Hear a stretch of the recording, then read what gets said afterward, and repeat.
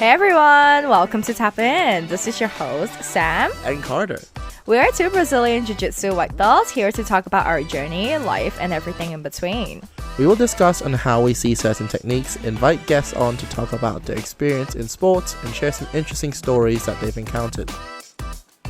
Hey everyone, today's episode is about training partners. As we've almost done jiu-jitsu now for a year, we've had our fair share of training partners. The good, the bad, and the very worst. And as beginners, I want to share what we feel like makes a better or good training partner for us. So Sam, how's your experience? Let's start with the best things first. What good experiences have you had so far? I think for training partners, I prefer to spar and roll with higher belts. They adjust to my strength and they adjust to my abilities and skill sets. Um, for example, sometimes even when we're rolling and to a certain point, they may tap me out and I'm like, oh, how do you do this? And they take their time, explain it to me. Even though the timer's up, they keep trying and they'll be like, do you want to try it again? And we could go for another round. And they allow me the chance to practice the move that they just taught me. And I really like that and I really appreciate that. How about you, Carter? What's good for you? I mean, obviously, from what you're coming from, I feel like the knowledge that they have, right, would obviously help you improve. But I also feel like it's essential you roll with some more white belts. Like for me, I enjoy rolling with everyone. But for me, it's like for white belts, I can try and apply some of the knowledge and see if it'll actually work and see what changes I need to make to the game plan or to the sequence that they make, right? Because not everything will go as planned every so often because you're trying to imply your will onto other people. So Absolutely. I feel like with white belts, you get to try out like someone similar level, perhaps not similar size, but you can sort of see what they will do, what are their sort of basic instincts to do, and try and work your way from there. And I feel like everyone is a good training partner depending on the situation. Like you have a flow row type of deal where you just like the higher belts might be going for positions, or you can have more aggressive belts who tend to go hard. They want to go get their rolls in. They might use some more strength than and technique, but I feel like it gives you a sort of realistic scenario as well, right? Because not every time you go roll, it'll be nice and gentle, and it'll be like, oh, you work what you can. Because I feel like that's one of the realistic aspects of jiu-jitsu. It's like what if someone does decide to power through? Like, are you going to be able to survive? Are you going to be able to surf that sort of burst of strength out from them? So I feel like with me as well, being like a 6'1", 100 kilogram plus white belt, there's not a lot of people out there that can outsize me and really, crush me. But I feel like for you, you might have a different experience. Being a girl, I'm not saying girls are weaker, but you tend to be on a smaller side as well in terms of height. So, what about you? About like, I want to see the difference between a girl and a guy rolling with each other. Well, to be very honest, at our gym, there are not a lot of girls who train jiu-jitsu. There's usually only maybe around less than five girls in the class, six if we're lucky. I usually roll with guys a lot, and the guys that I roll with tend to adjust to my strength as well, and they allow me to work things through a little bit. So I do really appreciate that. Um, but for rolling with girls, some people like we're all white belts, so and all of us have a different duration in the sport. Um, but some girls are more aggressive than guys, actually.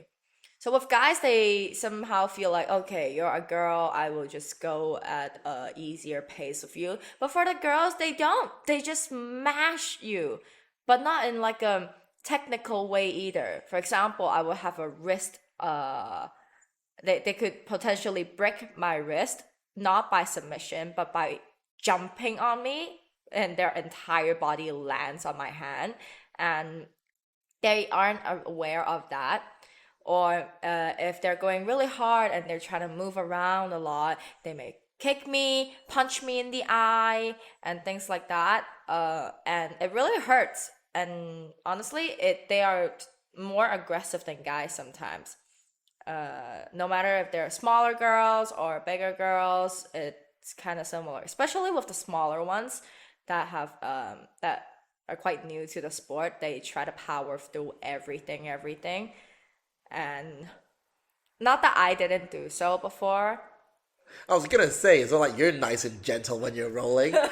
Give it a rest. I mean, for me as a guy, right? Even like I get the chance to roll with girls, and most girls in Hong Kong area, they tend to be a bit more petite, a bit more smaller. So I'm usually very conscious. And in the beginning, I get why girls don't really want to roll with bigger guys as well, because the risk of injury is really high, especially like you're a couple of months in, you don't really know what you're doing, or you might have something you want to do, and you have that concept in your head, and you're trying your hardest to get there. For example, you want to land a sweep. Like sometimes you just gotta put your leg out there and then go for the knee to make sure you can go past the tipping point to sweep them. But I feel like with a bigger guy, if you put it in the wrong place or you try and like stick your leg out and overextend, I could end up falling on it, and it's sort of like the risk reward is too much. So I feel like when I get a chance to roll with someone like a female, I would try and go for like just common etiquette, like let them try and work. I wouldn't try and use my force to force a way out of situations, and I would try and get positions right. So for me, it's something I can constantly work on because it's like an ethic that I've carried through. Like if you're working with a partner with a different size, I feel like you should have something that in mind that you can work on. Like I won't try and Americana every girl I see going full bore, like close guard Americana. Yes, I can land it and it'll probably work, but that's not how technique should be. So I feel like for me, if I'm rolling with someone like that, I would try and work on my escapes, work on my guard retention, and work on something else. Unless they have specified it's something that they want in mind. For example, comp prep, that's completely different. And I feel like the newer you are, no matter if you're a guy or a girl, you try and tense yourself, you get nervous, you grip on as hard as you can. And I think you just need time and perhaps like someone to reflect clearly to you, like what you felt after the role. Like not negatively, like, oh my God, you were so hard on me. But perhaps like, oh, like just explain like it'll take time. Some of them you just gotta let go. Sometimes it's okay, like especially during rolling. I remember like people just telling me it's just okay to tap because you reset, you learn, and you try out different things. I mean, for you, how about rolling with a guy though? How do you feel about that? Well, speaking of rolling with guys, I just want to put it out there first that Carter does adjust to girls very well, and let's be honest, the size difference is very, it's the size difference is there. Okay, let me tell you guys that much. But like, there were times where Carter and I were just playing around and trolling around. He would just sit on me just to see how long it would take me to tap. And Okay. I don't even last 10 seconds if he just sits on me in a mount position, right? But when we're rolling, he does let me work through a lot of things. And he doesn't sit on me. He'll let me, even though when I'm really tired, he'll be like, okay, hey, dude, I'm barely sitting on you. Can you like escape? So I'll get that out and continue with the roll. And let me try out some different kind of submissions. I mean, attempts. So yeah, that's my experience rolling with Carter, which I really like. But I've had experience where I was rolling with guys. I'm not even just talking about white belts. White belts power through a lot, and at least that I understand. But with higher belts, some of them are ridiculous. There was a time where I was in positional sparring sessions, and I was sparring with a higher belt, and he went pretty damn hard. Like I understand, like referring to your previous point of how the higher belts would want to get a roll in as well, right? Sure, I get that, but it was really hard. I'm a white belt. You gotta understand for the fact that I don't know what the fuck are you actually doing, and he straight up had his entire hip on my face, like it was MMA slam style. He just sat on my fucking face, like slam it down. It was so painful. And then he punched me in my eye and my face a few times too. Like, I don't think that's how you should roll with everyone. Especially the fact that, we're a different size and I'm a girl and a white belt. And I really did not appreciate that. I would much prefer to go hard at a certain pace still, you know? And there's other experiences as well. Like I'm rolling, it's also with a higher belt even. I think that they don't really acknowledge the fact that, you need to adjust a little bit better when you're rolling with a girl. Straight up, this guy just pushed me off directly into my chest. Um, I understand that martial arts and things like that, it's kind of inevitable, but I would really much appreciate it if you could push me off my hips instead, or target it a little bit higher up on my shoulder instead of directly at my boobs. So that wasn't cool, but it went on anyways. And it's just tough, I think, being a girl rolling and being in such a male dominated sport. They need to know and kind of adjust a little bit on their strength and their skill sets and where they put their hands. I mean, I feel quite differently because I feel like maybe it's because of who I am as a person as well. I feel like if someone goes hard, you also got to anticipate that that will eventually happen. Like, you might have, now that you might have that mindset of like, oh, if I'm going to roll that person, they will probably go hard. So you got to be mentally ready, right? So at least you're prepared for it to a certain extent that, oh, the person's going to roll hard on me. I want to try my defense. Like, let's see what happens if someone incorporates strength with technique as well, right? Because jujitsu is all about technique, technique, technique. If you don't need it, we use technique to beat size. But what if someone has a size advantage, has a technique? So for me, it was like trying to survive, right? What can I do to better my position? Like if I get tapped out, great, just try again. Because hopefully they're rolling with well intentions in mind. They're not trying to really break anything. And I feel like with a girl as well, there's more things that you can pay attention to. Like for me, if you put a hand on my chest, I wouldn't really mind. But for a girl, it's obviously a private area and it could be a bit more touchy for that. But realistically, in a match situation, would anyone mind?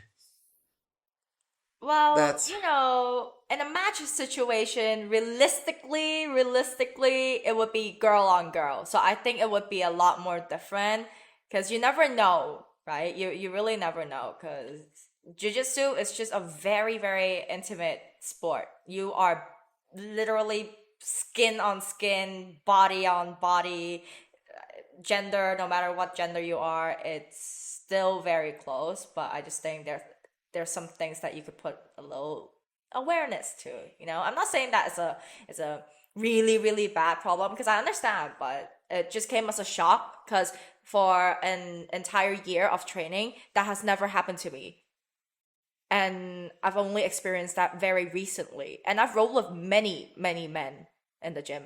This is the very first time I've experienced it. That's why I wanted to voice out how I feel this time, right? So, you know, just a little awareness to it. But yeah, I think. I guess, and it's also about like the balance, right? I feel like for jujitsu, it's a lot about tipping the balance point. Like you always get told, like you gotta feel where the balance is.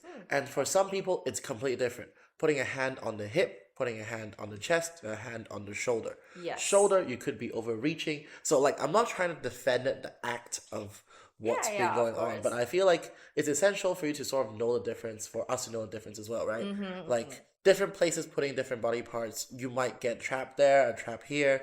So he could have done it out of just pure like it's what he's comfortable with. Like Fair it's something that enough. he has been drilled into doing, like just hand on the chest, look away, and then he can go for the sweep. Mm-hmm. Because I feel like that's a lot of what happens with higher belts. Because they have a method of hitting a certain sweep, and it goes really smooth for them, and they'll probably hit it with a really high percentage. So they're very used to doing it in a certain way.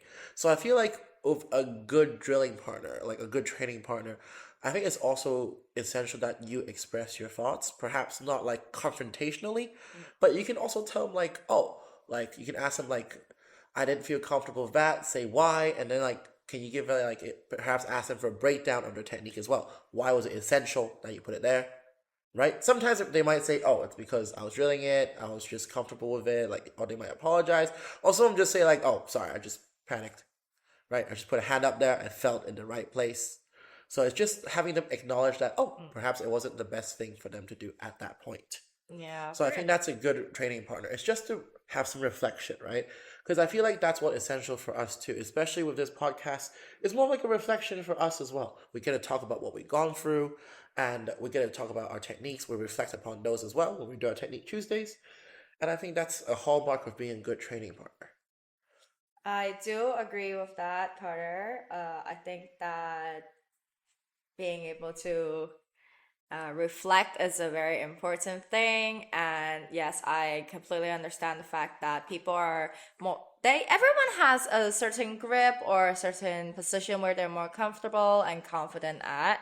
So I totally understand that. And I agree with your thoughts. But for me, I think being a good training partner has to has respect, and being understanding. And overall, I feel like it would be good if you were to go in and be like, "Hey, I'm just looking in for a light role," and I would really appreciate it if you don't go at your normal, normal strength and normal pace. Maybe for me, I'll go around my 50, and for you, since you're so much stronger or faster, could you do it like at a 20%? And I think voicing that out in the very beginning of the role would really help, and I really appreciate it.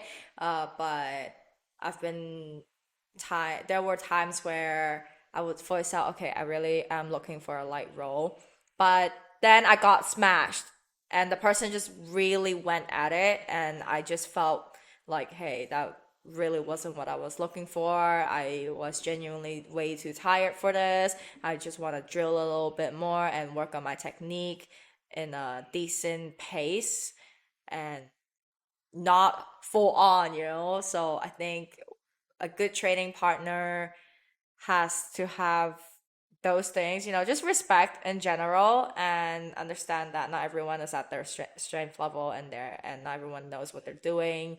So I think it's good to teach, reflect, and yeah, I think that's pretty much it. All right, so thank you for tuning in to this episode of Tap In. Thank you for tapping in today, and stay tuned on our next episode on Spotify and YouTube. And make sure to follow us on Instagram at TapInPodcast 2024. Remember, it is your choice to tap or not to tap.